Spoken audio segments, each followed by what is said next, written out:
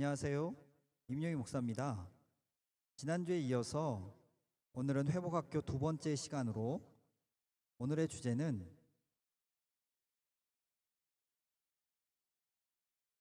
나는 누구인가? 나는 어떤 존재인가? 라는 주제로 같이 아가서를 살펴보면서 말씀을 공부하기를 원합니다. 아가서에는요, 세 명의 등장인물이 나오는데요. 솔로몬 왕과 그가 사랑하는 술람미 여인, 그리고 예루살렘의 여인들입니다. 여기서 솔로몬 왕은 예수 그리스도를 상징하고 술람미 여인은 교회인 저와 여러분을 상징합니다. 그리고 예루살렘의 여인들은 교회 안에 있는 성숙하지 못한 그리스도인들, 즉 거듭나긴 했지만 아직까진 미성숙한, 그래서 하나님과의 친밀한 관계를 풍성히 누리고 있지 못한 사람들을 상징합니다. 아가서는요, 술람미 여인의 사랑이 성숙해가는 과정을 담고 있습니다. 처음에는 미성숙하게 시작하지만 나중에는 성숙한 모습으로 변해가는 것을 볼 수 있습니다. 이것을 통해 우리는 우리의 신앙의 여정이 어떻게 시작해서 또한 어떤 모습으로 성숙해 가는지를 볼 수 있습니다. 자, 오늘은요, 아가서 1장 5절부터 7절까지를 같이 한번 살펴보겠습니다. 1절부터 4절까지는 아가서 전체에 대한 주제와 핵심을 요약하고 있고요. 오늘 저와 여러분들이 같이 나눌 5절부터 본격적으로 술람미 여인의 사랑의 성숙을 향한 여정이 시작되어집니다. 이 성숙을 향한 여정을 통해서 우리는 예수님과 첫사랑에 빠지는 모습, 그리고 초신자 때에 빠지기 쉬운 함정 등을 좀 볼 수 있고요. 계속해서 2장, 3장 진행되어 가면서 영적 침체의 회복과 환난과 핍박, 그리고 예수님만을 추구하는 모습을 통해서 신앙이 성숙하게 가는 성장하는 모습들을 배우게 될 것입니다. 오늘 본문인 아가서 1장 5절에서 7절을 제가 한번 읽겠습니다. 세번역 번역인데요. 예루살렘의 아가씨들아, 내가 검어서 예쁘단다. 계달의 장막 같고 솔로몬의 휘장 같다는구나. 내가 검다고, 내가 햇볕에 그을렸다고 나를 깔보지 말아라. 오빠들의 성화에 못 이겨서 나의 포도원은 버려둔 채 오빠들의 포도원을 돌보느라고 이렇게 된 것이다. 사랑하는 그대여, 나에게 말하여 주세요. 님은 어디에서 양떼를 치고 있습니까? 대낮에는 어디에서 양떼를 쉬게 하십니까? 양떼를 치는 님의 동무들을 따라다니며 님이 있는 곳을 헤매란 말입니까? 오늘 1장 5절에 있는 말씀을 통해서 술람미 여인의 정체성을 우리가 살펴볼 수가 있는데요. 예수 믿는 사람들의 아이덴티티, 즉 우리의 정체성은 검지만 사랑스러운 존재라는 것이죠. 아가서 1장 5절에 보면 예루살렘의 아가씨들아, 내가 검어서 예쁘단다. 계달의 장막 같고 솔로몬의 휘장 같다는구나. 이 새로운 정체성을 확인하는 것이 구원의 시작이고요. 그리고 거룩한 하나님과의 로맨스의 시작입니다. 로마서를 살펴보면요, 우리가 예수님을 믿고 나면 신분이 바뀝니다. 어떻게 바뀌죠? 네, 예수님의 십자가를 통해 우리는 하나님 앞에서 저주받은 죄인에서 의롭게 된 의인으로 바뀌죠. 더 이상 우리는 죄 가운데 있지 않습니다. 예수님께서 우리의 죄값을 다 치르셨기 때문에 우리는 하나님 앞에서 의로운 자가 되는 것이죠. 로마서가 이것을 법적인 측면에서 이야기하고 있다면 아가서는 이것을 관계의 측면에서 설명합니다. 이 의인이라는 것을 순전히 법적인 측면에서만 이야기하면 조금 곤란한 부분들이 있습니다. 예를 들어서 이런 겁니다. 아, 나 용서받았어. 예수님이 죄값을 다 치르셨어.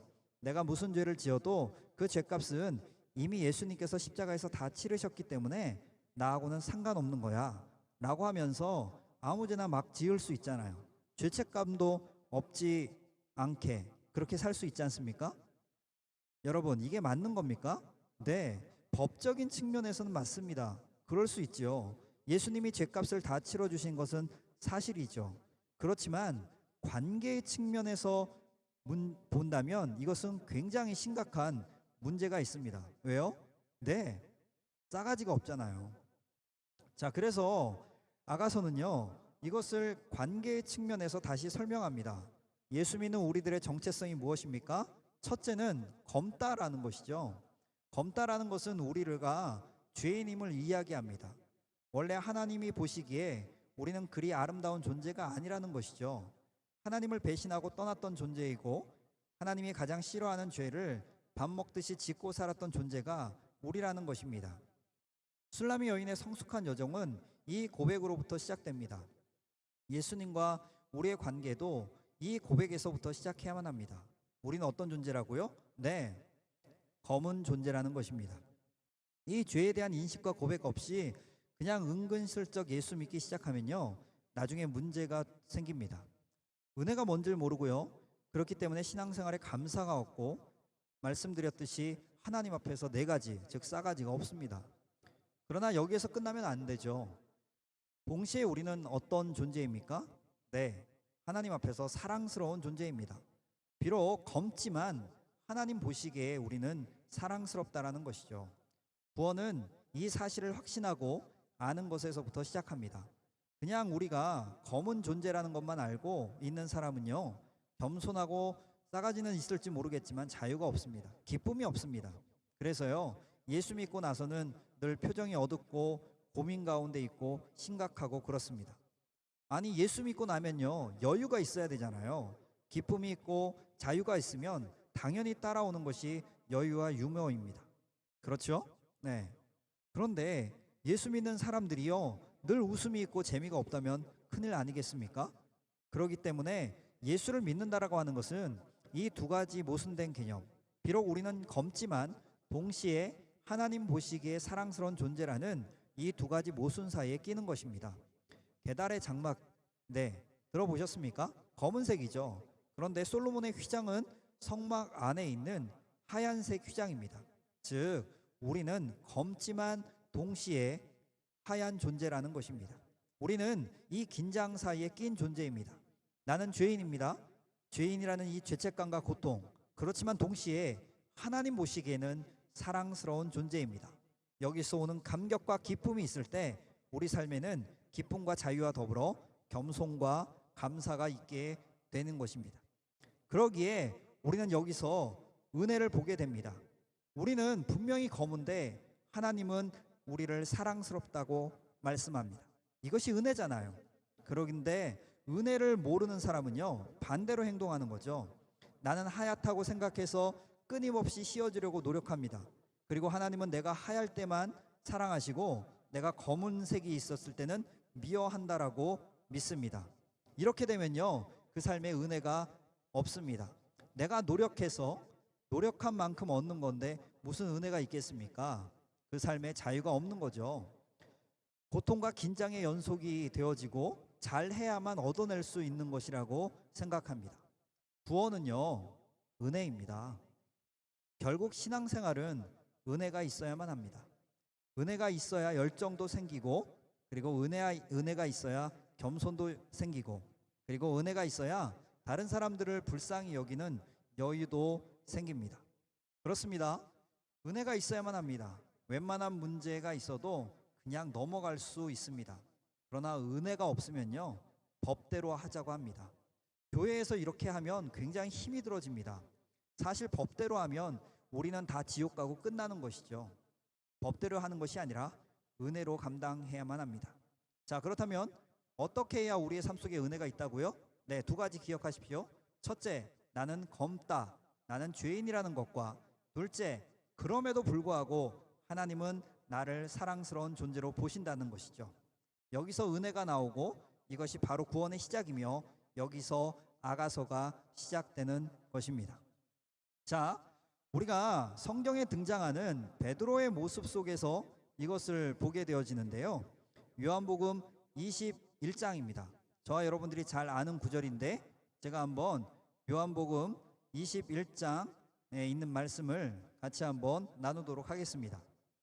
시몬 베드로와 디두모라 하는 도마와 갈릴리 가나 사람 나다나엘과 세베대의 아들들과 또 다른 제자 둘이 함께 있더니 시몬 베드로가 나는 물고기 잡으러 가노라 하니 그들이 우리도 함께 가겠다 하고 나가서 배에 올랐으나 그날 밤에 아무것도 잡지 못하였더니 예수께서 사랑하시는 그 제자가 베드로에게 이르되 주님이시라 하니 베드로가 벗고 있다가 주님이라 하는 말을 듣고 겉옷을 두른 후에 바다로 뛰어내리더라.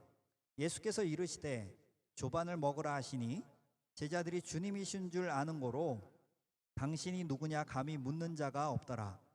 그들이 조반 먹은 후에 예수께서 시몬 베드로에게 이르시되 요한의 아들 시몬아 내가 이 사람들보다 나를 더 사랑하느냐 하시니 이르되 주님 그러하나이다. 내가 주님을 사랑하는 줄을 주님께서 아시나이다. 이르시되 내 어린 양을 먹이라 하시고 또 두 번째 이르시되 요한의 아들 시몬아 내가 나를 사랑하느냐 하시니 이르되 주님 그러하나이다.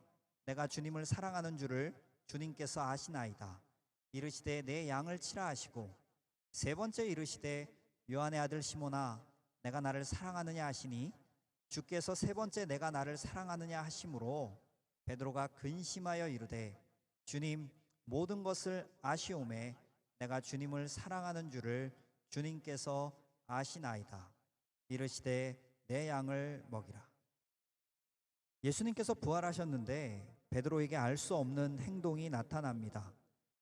3절에 보면 나는 고기나 잡으러 갈란다 이러고 고향 앞으로라고 말하는 것이죠. 그러자 다른 제자들도 다 같이 나도 그러면서 베드로를 따라 나섭니다. 어쩌면 이것은 잘 생각해 보면 이해하기 어려운 장면입니다. 왜요? 이 사람들, 이 제자들에게는 꿈이 있었습니다. 그것은 예수님과 함께 하나님의 나라, 즉 새로운 이스라엘을 건설하는 꿈이 있었죠.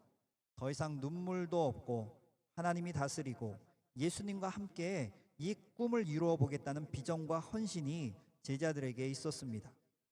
그러나 그 꿈은요, 예수님이 십자가에 돌아가심으로 산산조각으로 깨진 듯이 보였습니다. 그런데 지금 엄청난 사건이 일어납니다.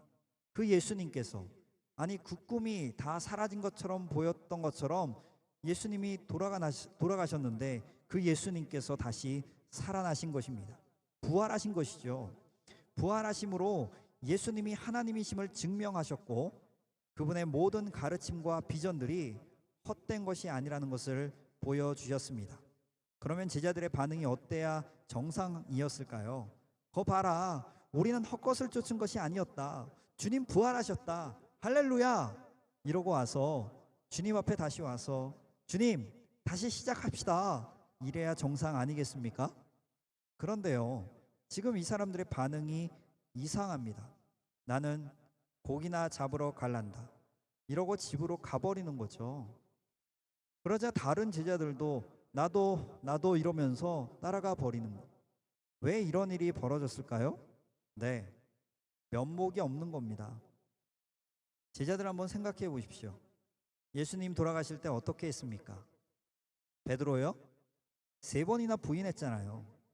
예수님이 최후의 만찬 때 닭 울기 전에 내가 나를 3번 부인하리라 그랬더니 베드로가 뭘 하시라고 말씀했습니까? 죽으면 죽었지 부인하지 않습니다. 뭐 이러고 나섰습니다. 그런데 막상 그 순간이 되자 죽으면 죽었지가 뭡니까? 나 몰라라 그리고 부인하고 달아났습니다. 그리고 심히 울었다고 기록되어 있습니다. 성경 마태복음 26장 75절입니다. 이에 베드로가 예수의 말씀에 닭 울기 전에 내가 나를 3번 부인하리라 하심이 생각나서 심히 통곡하니라. 아니 내가 어떻게 이럴 수가? 나는 인간도 아니다. 예수님이 나에게 해주신 게 얼만데. 아니 걔도 은혜를 안다는데 나는 실패자다. 나는 실패자다. 베드로의 마음을 한번 생각해 보십시오. 그런데요, 지금 예수님이 다시 살아나셔서 이 베드로에게 오신 겁니다. 무슨 생각이 들었을까요? 당신은 하나님이십니다. 당신은 이제 하나님의 나라를 회복하실 것입니다. 아마 제자들의 오랜 꿈이었던, 우리의 오랜 꿈이었던 그 일을 이해 예수님께서 이루실 것입니다. 그렇지만 나는 아닙니다.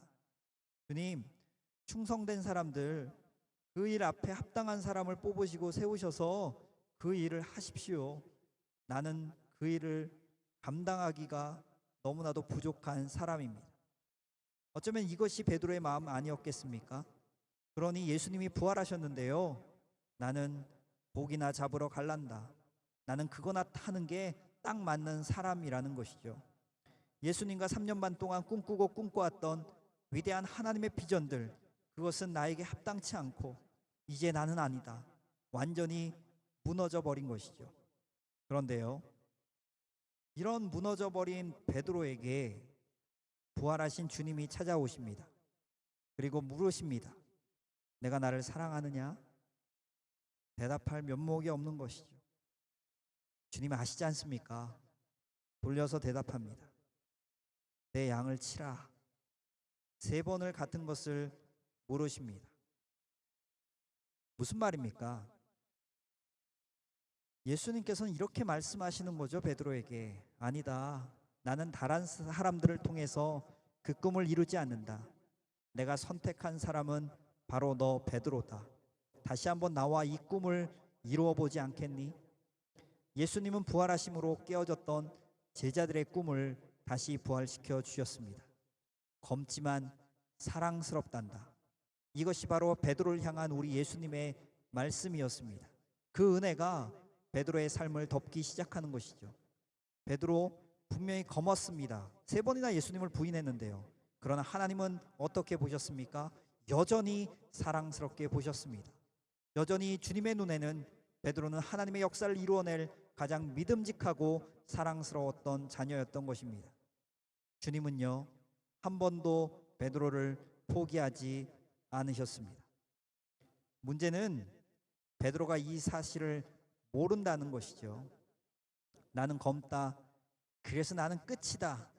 하나님 앞에 나는 쓸데없는 존재다. 베드로는 검습니다. 그렇지만 베드로가 몰랐던 것은 하나님은 그 검은 존재를 사랑하시는 분이시라는 사실입니다.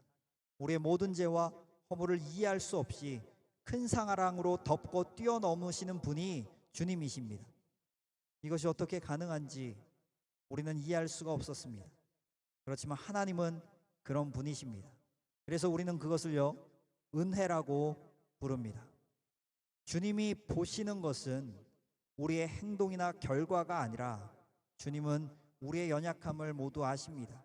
그러기에 우리 주님이 보시는 것은 우리의 마음입니다. 우리 마음 속에 주님 사랑하는 마음이 있는 한 하나님은 결코 우리를 포기하지 않으십니다. 하나님은 그런 분이십니다. 예수님은요, 베드로에게 이 사실, 우리 하나님은 은혜의 하나님이라는 사실을 가르쳐 주기 원하셨습니다. 비록 검지만 하나님은 여전히 너를 사랑스러운 존재로 취하신다라는 이 아가서의 진리를 베드로의 마음 가운데 심으신 것입니다. 그리고 그 은혜가 베드로의 마음을 바꿉니다. 내 양을 치라는 이 말씀은 명령이 아닙니다. 의무가 아니었습니다. 사실 그것은요, 베드로가 가장 하고 싶었던 일이었습니다. 왜요? 주님을 사랑했으니까요. 그러나 면목이 없었을 뿐이죠. 능력이 안 된다고 생각했을 뿐이죠. 그렇지만 다시 주님께서는 그 일을 하기 위해 베드로를 부르시는 겁니다. 그리고 베드로는 마지막 숨이 닿는 순간까지 이 주님의 마지막 말씀을 놓지 않습니다. 이것이 은혜고 이것이 사랑의 능력입니다. 은혜를 모르고 단순한 열정과 비전으로 내 힘으로 주님 따라가는 것 결코 오래가지 못합니다. 그러나 하나님의 은혜가 그 삶을 덮기 시작하면요, 세상이 감당하지 못하는 사람이 됩니다. 제게도 주님은요, 똑같이 찾아오셨습니다. 제가 신학교에 가서 공부를 하고 그리고 사역자로서 처음으로 사역을 시작한 교회에서 정말 너무나도 열정을 가지고 그 교회와 제가 맡은 부서를 섬겼습니다. 그렇지만 여러 가지 문제와 상황과 환경이 저로 하여금 사역에 열매가 없는 그런 사역자로 만들고 말았습니다.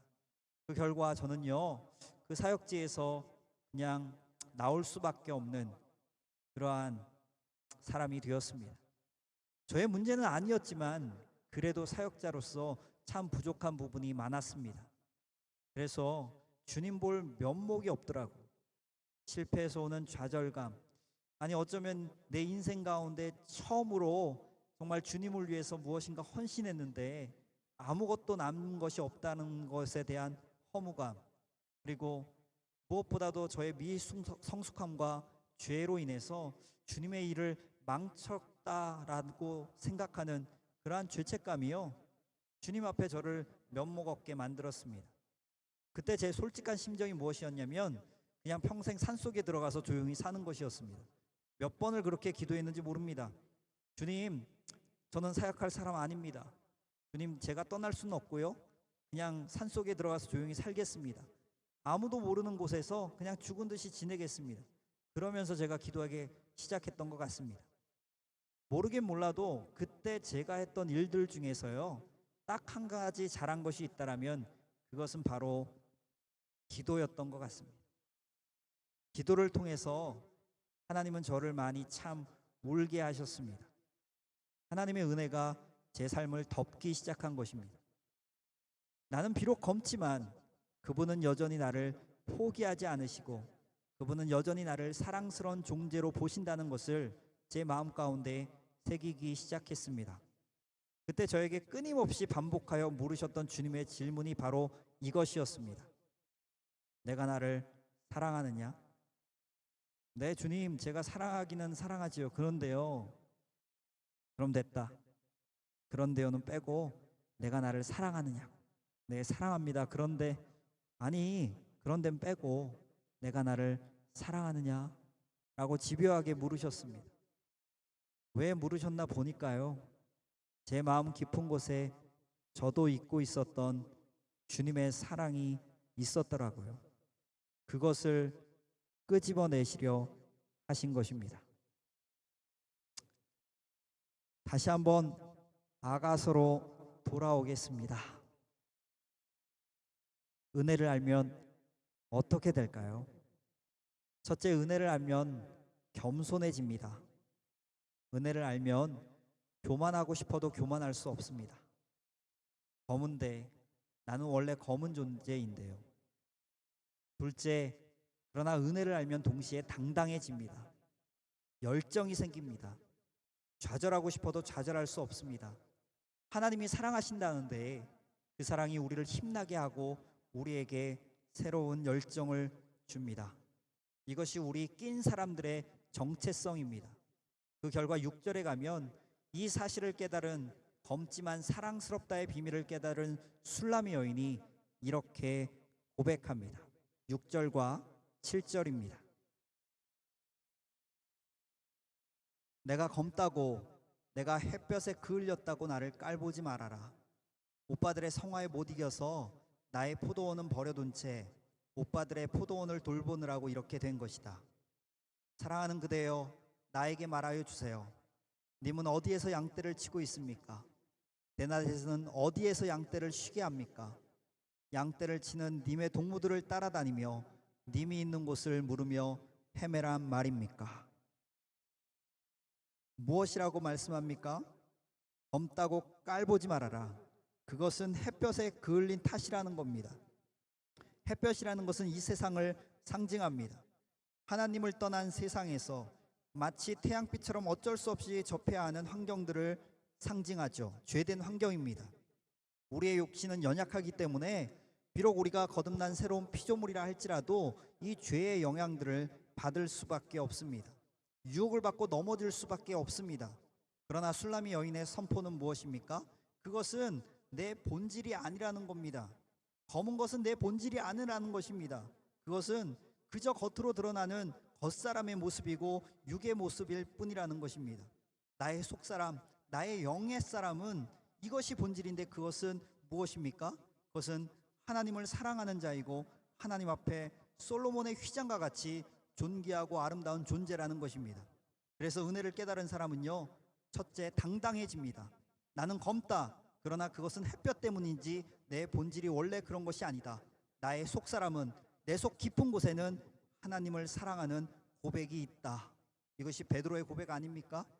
그리고 하나님은요, 내 속 깊은 곳에 있는 이 진짜 본질을 밖으로 끄집어내기 원하십니다. 그래서 그 진짜 본질이 연약한 육신의 검은 것들을 극복할 수 있도록 도우십니다. 이것이 바로 영적인 성숙이지요. 기억하십시오. 하나님은 여러분이 완전히 성숙해져야만 사랑하는 분이 아니십니다. 하나님은요, 그러한 과정 가운데서도 여전히 여러분을 사랑하십니다. 두 번째, 이 은혜를 깨달은 사람은요, 예수님에 대한 열정이 생깁니다. 그분이 어떤 분이신지 알고 싶어집니다. 갈망함이 생깁니다. 그리고 그분과 함께 양을 치는 일을 하고 싶어 합니다. 사랑하는 이여, 사랑하는 그대여, 어디에 계십니까? 어디에 계십니까? 대낮에서 어디에서 양들을 쉬게 하십니까? 제발 좀 알려주세요라고 고백하고 있지 않습니까? 예수님이 어디에 계신지 그분을 찾고 싶어하고 알고 싶어하는 열망이 생깁니다. 또한 그분이 어떻게 양을 치시는지, 그리고 그분이 하시는 일들, 영혼들을 구원하고 치유하고 사랑하시는 그 일들을 배우고 싶어지고 하고 싶어집니다. 왜요? 열정이 생기니까요. 베드로는 주님께서 양을 치라 그리하시기를 간절히 원하고 있었습니다. 왜요? 주님을 사랑하기 때문입니다. 그것이 주님과 함께 꿈꾸었던 꿈이고 비전인데요. 단지 면목이 없었을 뿐이지요. 주님과 닮고 싶고 그분처럼 되고 싶은 열망이 은혜의 진짜 결과입니다. 사랑하는 여러분, 은혜가 여러분의 삶을 덮게 되기를 축원합니다. 오늘도 주님께서 여러분들에게 동일한 질문을 물으십니다. 내가 나를 사랑하느냐? 내가 능력이 있느냐? 또는 내가 죄 안 짓고 거룩하냐? 이런 거 묻지 않으시고, 하나도 묻지 않으시고 딱 하나만 물으십니다. 뭐지요? 내가 나를 사랑하느냐? 그리고 주님께서는 이 고백 위에 위대한 일들을 시작하십니다. 왜냐하면 우리 주님은 여러분을 사랑하시기 때문입니다. 사랑하는 사람에게는요, 사랑한다는 고백을 듣는 일 외에는 필요한 것이 없습니다. 하나님께서 여러분들의 헌신, 여러분들의 열정, 이런 것도 중요하지만 그분에게 있어서 가장 원하시는 것은 딱 한 가지입니다. 나머지는 능력의 하나님이시기 때문에 하나님이 다 하십니다. 그 한 가지가 무엇입니까? 주님, 내가 주님 사랑하는지 주님께서 아십니다. 라는 이 베드로의 고백입니다. 왜냐하면 하나님은 여러분을 사랑하시기 때문입니다. 사랑하는 여러분, 여러분의 검은 외모가 아니라 이 하나님의 사랑을 보시는 저와 여러분들이 되시기를 다시 한번 부탁드립니다. 오늘도 이 회복학교의 성경 공부를 통해서 다시 한번 새로운 것들을 깨달을 수 있는 저와 여러분들 되시기를 간절히 축복합니다. 잠시 기도합니다. 사랑해 주님, 참으로 감사합니다. 오늘도 회복학교 두 번째 시간을 통해서 비록 검지만 사랑스러운 존재인 나를 발견하는 귀한 시간 되게 해주시니 참으로 감사합니다. 하나님, 저희들이 이 공부를 통해서 우리가 하나님과의 관계에 있어서 가장 필요한 것이 무엇인지를 다시 한번 깨닫고 다시 한번 하나님의 은혜에 감복하며 주님을 더욱더 사랑하는 일꾼들 되게 하여 주시옵소서. 감사드립니다. 예수님의 이름으로 기도하였습니다. 아멘. 회복학교 두 번째 시간을 마쳤습니다. 수고하셨습니다. 다음 시간에 뵙겠습니다. 감사합니다.